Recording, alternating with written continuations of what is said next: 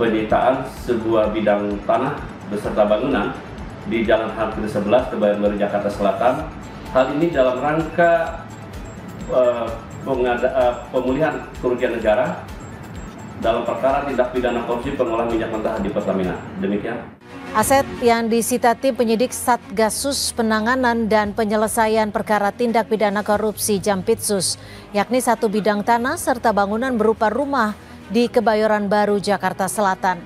Tanah dan rumah yang disita memiliki sertifikat hak milik atas nama anak Riza Khalid, yakni Kanesa Ilona Riza. Sitaan aset ini menjadi barang bukti tindak pidana pencucian uang dalam perkara korupsi tata kelola minyak mentah.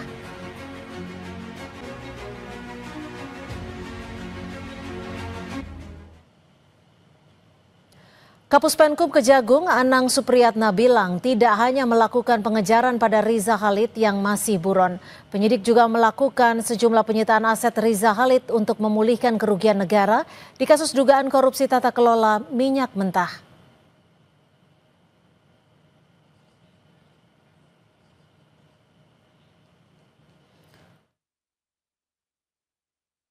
Tidak hanya berusaha melaksanakan pengejaran terhadap tersangka MRC, tetapi juga paralel dengan kegiatan tersebut, tim penyidik telah melakukan penyitaan sebuah bidang tanah beserta bangunan di Jalan Hartiri 11, Kebayoran Baru, Jakarta Selatan.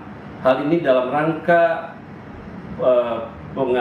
pemulihan kerugian negara dalam perkara tindak pidana korupsi pengolahan minyak mentah di Pertamina. Demikian.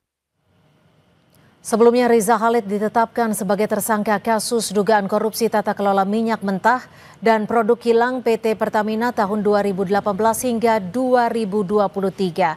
Saat ini Riza Khalid masih menjadi buron Kejaksaan Agung. Penerbitan Red Notice terhadap Riza Khalid sudah diajukan ke kantor pusat Interpol di Lyon, Prancis. Selain memburu Riza Khalid, Kejagung juga terus menelusuri aset Riza Khalid. Sebelumnya, Kejaksaan Agung juga menyita rumah mewah seluas 6.500 meter di Bogor dan beberapa mobil mewah milik Riza Khalid.